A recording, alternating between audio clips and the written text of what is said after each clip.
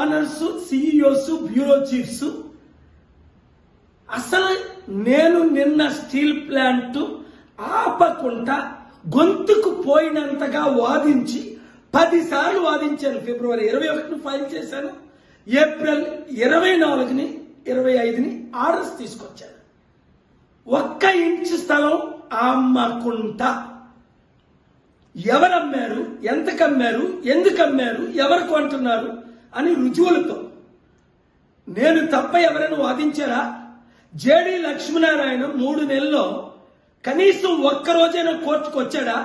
ఆయనలాగే అనేక మంది ఫైల్ చేశారు. కనీసం ఆయన మ్యాటర్ లిస్టే అయిందా? నాది అయిన తర్వాత అలాంటి ఎన్నో లిస్టులు అయ్యాయి. అలాంటిది మీరు ఆయనకి క్రెడిట్ ఇవ్వడానికో ఇంకోరు క్రెడిట్ ఇవ్వడానికో చేస్తే దేవుడు మిమ్మల్ని శపించడా? సత్యాన్ని దాచి అసత్యాన్ని ప్రచురిస్తే మీకెలాగుంటుంది కోపం?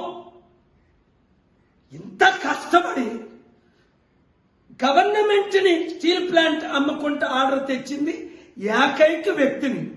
2 నెలలు కష్టపడ్డాను, 10 రోజులు ఆర్గ్యుమెంట్ చేశాను, 30-40 రోజులు ప్రిపేర్ చేశాను, కోర్టు చుట్టూ రాత్రి పగలు తిరిగాను.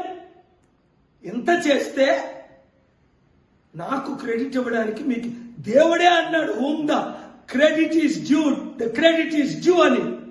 ఇంకా ఎవరికో క్రెడిట్ ఇస్తే మీ కుటుంబాలు సర్వనాశనం అవ్వకపోతే నా పేరుకే పాలు కాదు, మిమ్మల్ని కూడా విడిచిపెట్టను.